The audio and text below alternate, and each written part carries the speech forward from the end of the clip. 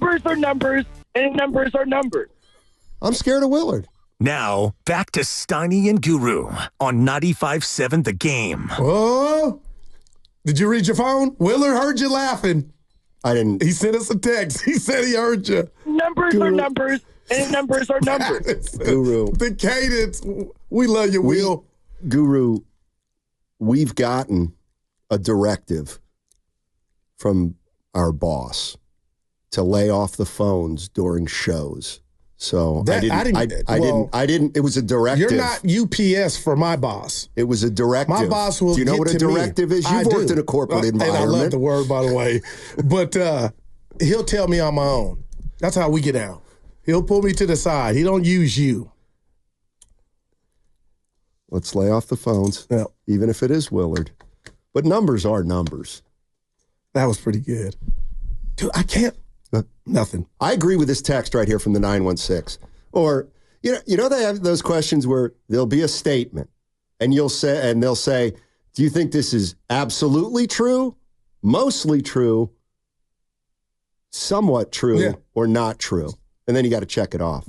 From the 916, Brock is holding onto the ball because he's trying to hit home runs.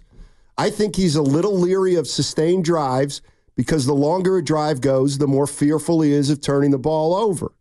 I agree with. I somewhat agree. Not what he was and what he's been since he's taken over. Well, maybe another protection he's had in the past. No, that could be a part of it. I agree, though. I think he quarterbacked that last game differently than I've seen him, and I'm not exactly sure why, but it did seem to me like he just. You did say I don't know. Well, it's getting a little greedy. Maybe instead of taking what's right in front of you. But what if that's who he is truly at heart? Like he's a Brett Favre. He wants to take the home run. He wants to take the training wheels off. I'm going to go with the first 30 games. I don't know.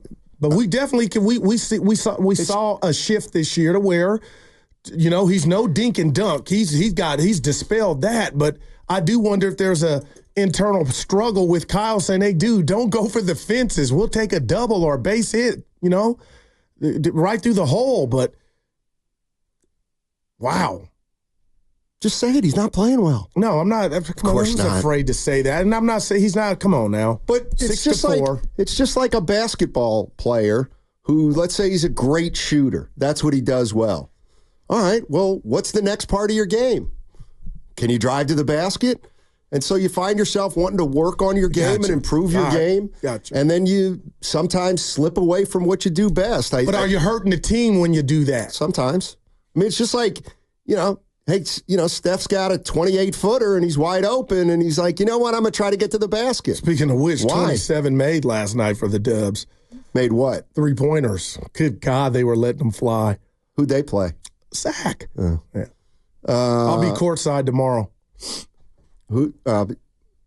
Kings and Warriors here. Exhibition game? Yeah.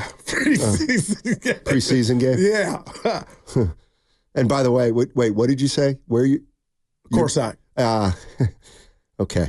This is where my parents really rubbed off on me. They've turned me into a literal person. Gotcha. It's rubbing off on me. And when I hear courtside, I think front row. Front row, where Joe Lacob sits. Yeah, where you were at with the yellow. That's right. Yeah, those aren't sweater. your seats tomorrow. You don't know that. They're in like row 5. No, the Bonte seats. Where Spadoni, Benny. You want to bet? And Bonnie watch Bronny. You want to bet? Yeah. Mouth. You will be in one of the first 5 to 8 rows. I'll take that. I'm not like you. Well, then it's not really courtside. It's up front. Yeah. It's not really courtside. Courtside, only one row of courtside. And you ain't in it. You don't know. I don't know. I was told. And we got to play this Acho sound, who I just said he wears Kyle underwear because he's always just giving the Niners love. He went in. He did a 180. We'll play it later. Let's go to Rick in Anaheim. Anaheim. They call it the Big A. Let's go to Rick in Anaheim. Hey, Rick.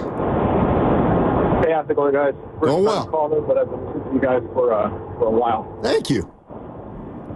I just want to talk about the defense. I think 2 things. First of all, I think they're really miss Greenlaw. I think the physicality that he brought doesn't inspire the players to match that. And I just don't see that this year. And the second thing is, I don't think that the players have any confidence or much confidence in the defensive coordinator. And I think that because of that, that's why the defense looks slow. Because we have to, especially on defense, we have to think instead of just reacting and doing what you're supposed to do and knowing what to do. It slows you down. So I think that's a big factor. And I think bringing in Staley didn't help at all, because it kind of tells the players, hey, we got this new defensive coordinator. I don't know if he can handle on his own, so he needs some help. And that's fine if that's what you want to do. But bringing in a guy who I feel lost the locker room for the Chargers last year, I don't think that was the smartest move, especially considering who plays on that team, which is Nick Bosa's brother. So, he's probably telling me, you know what, this guy, he doesn't know what he's doing, blah, blah, blah. So I think that plays a lot into what we're seeing from the defense, is how slow it's looking and just the lack of physicality this year. Appreciate the call, Rick. I mean, no, to go with a guy that's not, his job is not the defensive coordinator, I don't need to stick up for Staley. I think that's reaching. That's bad defense. Well, I mean, it is what it is. The players are not getting it done, and not yet. Mooney Ward did allude to he didn't like how he's being utilized. Who cares? But I seriously do. I do. He stunk this year. But if you really read the tea leaves for a player to say that about how he's being used. Fine. Why would you automatically say, Ward's right, the team's wrong? Now, why would you take that? Because you said, maybe they're not using him right. Maybe he's not very good. He said it out loud. I'm not, oh my God. See, that's how you are, literal. I did not mean he was right. I'm just saying it's not. I don't believe it's good for the locker room for your player to say that about the system. You keep that in-house, or you tell your buddy on the team that. That's all. Nobody said it was, I was siding with him. Well, and you also did it again during the last call. It's unbelievable. You realize the guy said, I think they missed Greenlaw, and you went, now, something's going on. Come Maybe on, of course they miss Greenlaw. It's not oh my God. No, yes. I did that for Matthew Wright. We hadn't even talked about his. Oh my God. Dude, Steiny, what if this game comes down to What if he misses? Then they're 2-4. Yeah. Well, that's what happens. No, 2-5. No, they'd be 2-4. You're right. You love all these built-in excuses. What if? They're not built in. Yeah, they're built in. This is a big component of the game, especially when you're 29th in red zone efficiency, and you're going to, hopefully you don't settle for field goals. Matthew Wright. How's he? I mean, that's a big deal. Yeah, you know what? And knowing tomorrow, if they lose, it'll be Matthew Wright's fault. Please. Not Purdy, not Bosa. Stop it. Because we don't. Let's go to Brian in Arkansas. Hey, Brian, what's going on? Oh, nothing much, man. Same old thing, day in, day out. Oh, I'm sorry. Hey, look here, man. Can I talk? Oh, go ahead. Look here, man. I've been listening to everybody talking about what they think the problem is. I've been a fan since the 60s. And I think where we need to start out is we need to get rid of the head coach, Kyle Shanahan. And we need to get rid of John Lynch, too, and just start over.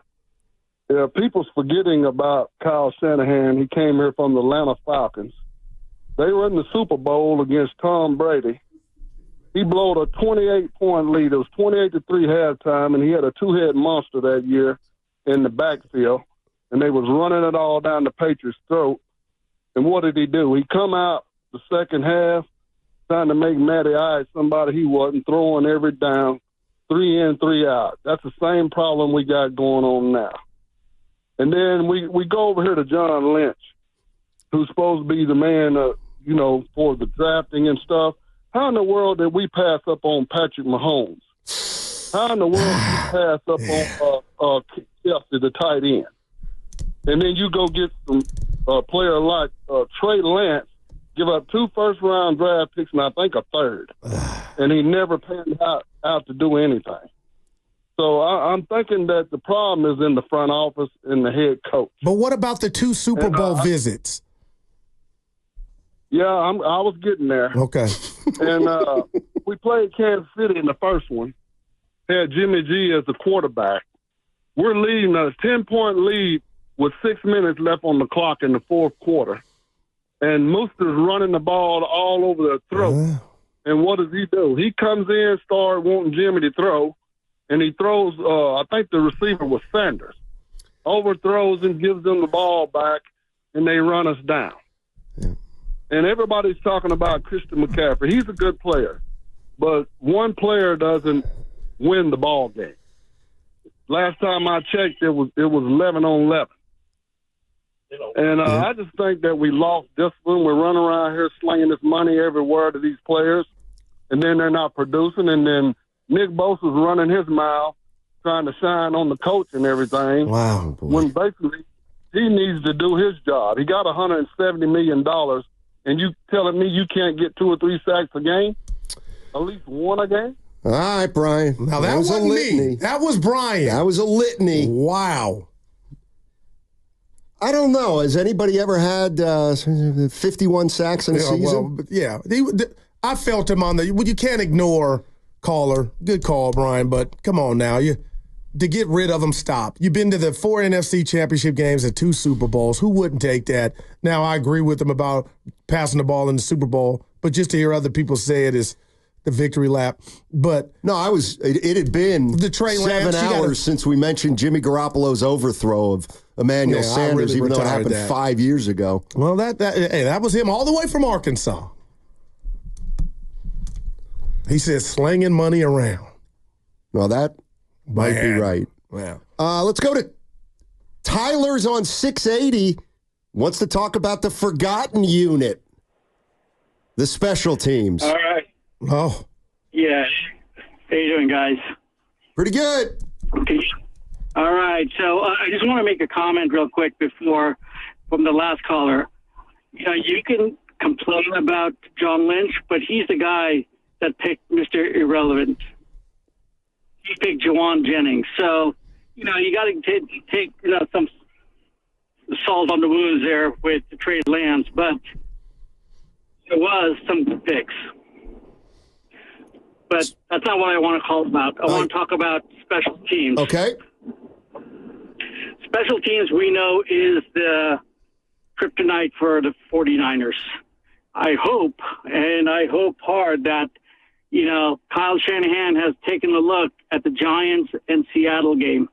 Because, boy, did the Giants pull off a fast one where they basically, on the blocked field goal, they were able to push down the center and the other guy next to him down, so they were able to get 19 to jump over them legally and block that kick. So for a fact Seattle is going to do the same thing back at 49ers. Shanahan better be ready. Good call, Tyler. And they've got a new kicker, Matthew Wright. Yep. Not a rookie. Hopefully he has the right stuff. Seasoned veteran. 3 NFL teams. My man from Arkansas, he was running hot. You can't start over when you were just in the Super Bowl. But there were a couple of things that might come at the end of the year. But, yeah. Who knows? Here you go. What we got? Here you go. Here's your guy. Emmanuel Acho. The Niners are in trouble so long as Kyle Shanahan does not get out of his own way. In watching the game, it's like Kyle Shanahan is coaching as if his dad is in the stands and he wants to make his dad proud. He's hooping like his ex is in the crowd, and you start dribbling the basketball all hard so you get an echo in a basketball on the hardwood. That's me. Kyle Shanahan's calling plays like he wants to show off America.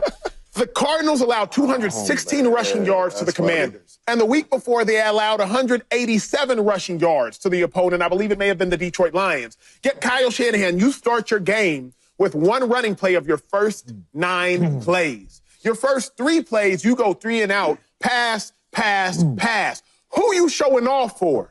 Who you showing out for? The Cardinals have the 4th worst run defense in the NFL. You have a running back who has the most rushing yards through 5 weeks in franchise history. Yet you don't run the ball in the first 9 plays but once? Who you showing out for? The Niners are in trouble until Shanahan gets out of his own way, because right now, Shanahan is in his own way. He is what's stopping this offense. Just again, and Shasky told him he needed to take a play off Acho. But we love him. Shasky friend of the said show. That? Yeah. And so Steiny, that's right. You got all week to game plan, but to know Arizona was that porous against its last two opponents on the ground, and your man's averaging 6.4 a pop, you're doing them a favor? Now, they would have put 8 in the box. He saw 8 in the box. Let 8 in the box stop you. But, man, I just thought that was legit, and that's kind of what I've been saying. Not like that, but, man, you helped them out. You were killing them on the ground. Well, they weren't killing them on the ground from the start because they passed 8 of their first 9 times. But I'm with Willard. Numbers are numbers. Numbers are numbers. That wasn't a real Willard. Numbers are numbers. They lose tonight and they pass more than they run. We'll say they should have run more than they passed. Well, that depends. No, it doesn't. If they're killing them in the air, keep doing that. That's what it's about. Stay with what's hot. Now, here's what it'll go like. If they're killing them through the air and then they keep throwing and Purdy throws 2 interceptions, we'll say, man, after you picked them apart through the air, why didn't you go to your running game when you were up 10? Stop. No, that's the way football is. Did they win the game? That's the way football quarterback is. Only shows its head after a loss. That's right. If you win, everything is good. That's right. And 209, this is for you. This is for you, Goo. 209. We'll decide. I wouldn't take Acho's word as gospel, Goo. I'm interjecting, Goo. He says Justin Herbert isn't a good quarterback, and he believes that. Well, I'm not taking it as gospel either, but the facts are the facts. And when he's on the show, we'll see, hey, Anthony, how you doing? But, yeah, I just know. I felt that way without hearing that. This is the word of Emmanuel Acho. It's not gospel. There's only one true Lord and Savior. you are special. And it ain't Emmanuel Acho. Good point. Good point by the text line. I thought. It's so close to lying what you do and how you do it. You just use words and you manipulate them. It's close. And then you make people. But it's not lying. Yeah. There's only one person who's accused the other on this show of being a liar, and it's me saying you were. I was Nixon that day. I pointed at you. No. Dylan's in Santa Clara. Let's talk about another injured player. Hey, Dylan, how you doing, buddy? Hey, fellas. Hey. I'm doing great. Hope y'all doing good. Guru, I saw your post on the gram. Sorry for your loss, man. Hey, that means a lot. Thanks, man. But Pollard already kind of mentioned it. I think these early season struggles boils down to one thing, and it's not Sorensen, not special teams, it's not the D-line, not Ronnie Bell's drops, Jordan Mason fumbles. Mistakes happen in games. Your team's got to be able to overcome these things. Where are you going? It's also not missing CMC.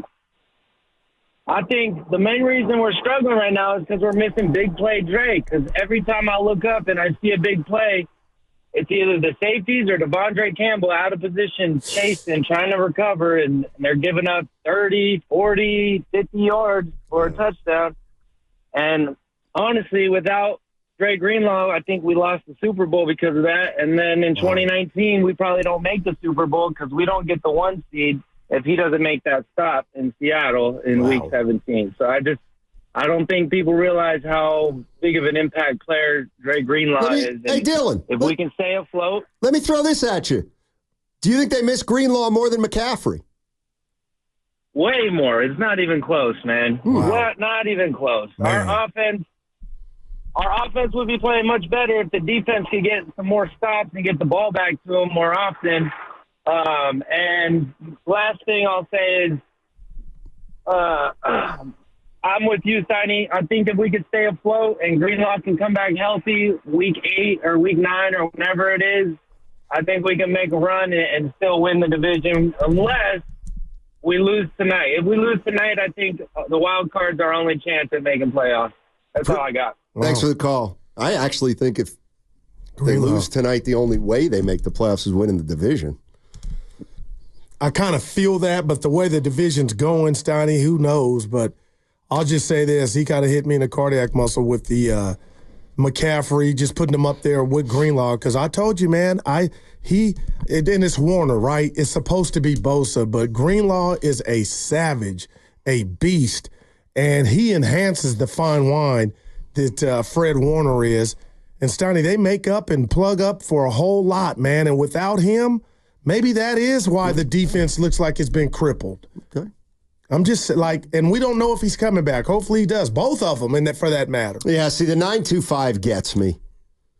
Not a lot of people do, but 925. The 49ers were up at halftime by passing. Then they didn't score in the second half. You see what he's saying? Because they didn't run the ball in the second half. Well, it's good. They were successful passing the first half, so they continued to try to pass. Well, how successful were you? Because you got a touchdown off no, you didn't. Huh? Yeah, no, you got a touchdown on the blocked field goal. Huh? That's just easy to second guess. Nobody said it. Stop. No, it is. It's called context. It's easy. Nuance. Troy's in Campbell. Hey, Troy, what's going on?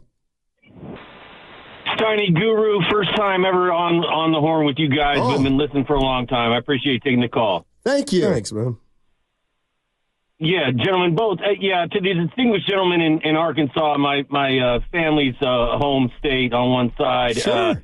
Can't disagree with him more. He's been listening or he's watching since the 60s, and I appreciate the gentleman's opinion. The idea of getting rid of Shanahan and Lynch is absolutely, obviously ludicrous. Right. My only thing, you guys, is obviously with the truncated preseason and the way that these early season weeks go, I don't feel like we learn anything until about this week, right? Week 5, 6, 7, when things start to gel a little bit more. And I agree with the previous caller, too, in terms of Dre Greenlaw. I think that's a bigger miss than McCaffrey as well. But the only other thing I wanted to say was I have no problem, and whatever about Emmanuel Ocho wants to say, I got no problem with Shanahan throwing the ball a lot. We have to show the teams that we're gonna deliver the rock through the air early and often, get them to respect that. Everybody knows the Shanahans run the ball, that kind of thing. Steiny mentioned it. They're loading the box. Hey, we're going to let it rip, and we're going to show teams that early and often. And then, to Guru's point, hey, second half, you got a lead. You have to start to control the clock a little bit and play that game. But, guys, I don't know why there's so much doom and gloom with what we've seen. To me, I think we're in a good spot. Division's up in the air. We're going to go into Seattle tonight and punch the Seahawks in the mouth and dominate. There you go. By 10. Lock it up. Yeah. And then now we're all talking about it tomorrow morning, 3-3, still in first place. It's no problem, man. We're in week 6. We're good. Niners are going to get healthy. They're going to get good. We're still favored in every single game for the rest of the year, as Willard outlined with Dibs yesterday. Niners are good, bro. We're going to rock the Seahawks tonight. Thanks, Troy. Yeah. I love the positivity. I mostly agree. But they're not scary right now. They don't scare me right now. And it's early, Steiny. Oh, boy, Willard just walked by. He didn't look happy. But, Steiny, it's still early, right? It's 12 games, including tonight. But, man, brother, and they don't scare me like they did last year. And this is kind of what I'm getting at. And I think the texter, it's football. One player doesn't make that much of a difference on a supposedly stacked team. Great insight. Take Mahomes off KC. If you take one guy, well, we're not talking about quarterback. Their quarterback's healthy. We're talking about a linebacker. But we have the most talented roster in the league. But when we lose one player, well, now we're not very talented. Make it make sense. Well, that's being tested.